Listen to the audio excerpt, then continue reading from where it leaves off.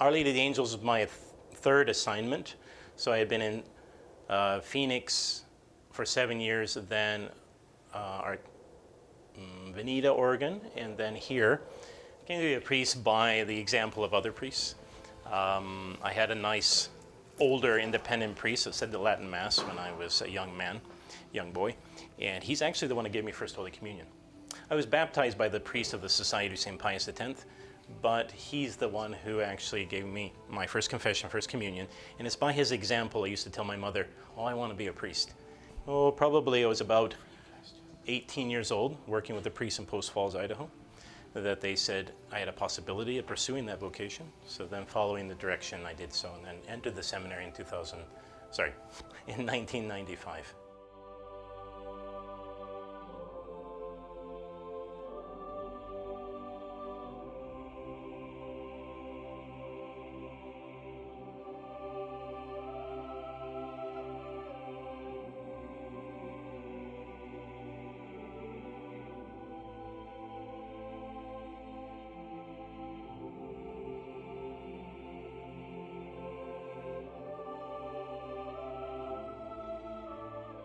What was your initial reaction to Governor Newsom locking down the churches? What did you think when you first found out about it?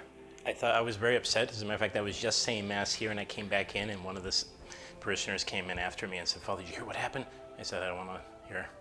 Because we knew it might come, but I was so disheartened by it after the Feast of St. Joseph. Mm-hmm. I couldn't believe that that would be the case because I knew what it meant for Holy Week and for Easter. And so, yes, just kind of a little bit of a mixture of anger, but also disappointment and just sadness. Mm-hmm. So then, what was the tipping point for you when you decided to file a lawsuit against him?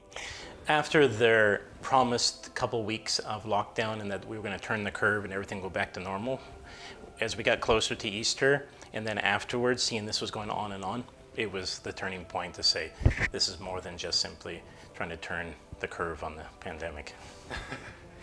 The recent update is that we had the preliminary injunction became a permanent injunction as of May, end of May. And then we've had no opposition, no pushback from the state, the county, or the city. And we had our victory dinner with Christopher Ferrara and the lawyers of the Thomas More Society down in San Diego. And so since then, I've just heard people very congratulatory. They thank me very much, and they also are praying that this goes into the future, protecting churches. We know this permanent injunction says that they cannot do what they did before, nor treat us less than they did the businesses.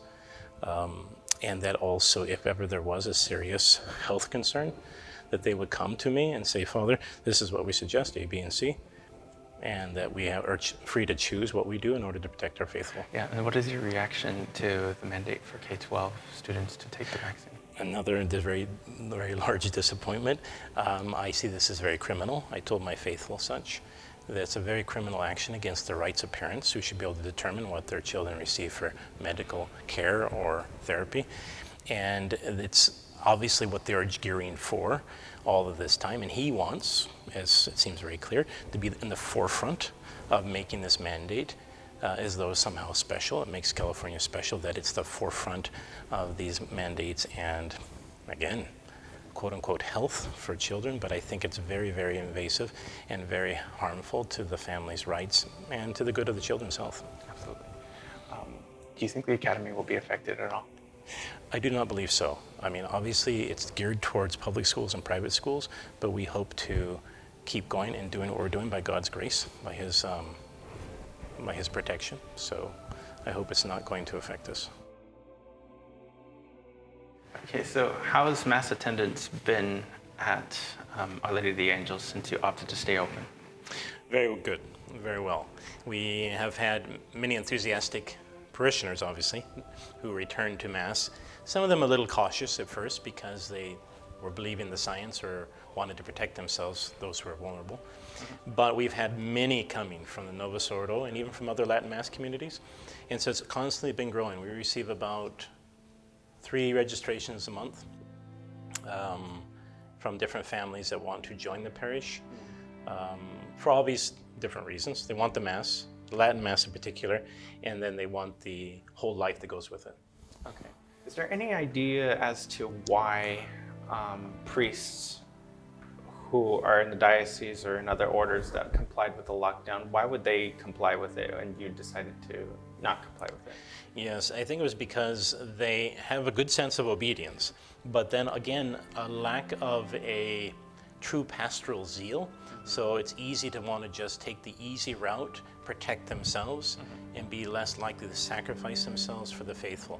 And I'm sorry, but that's kind of been engendered in priests over the last 50 years. Rather than a real pastoral spirit, it's been more this, I'm in this position, it's my job, I'm on for a few hours and off for a few hours.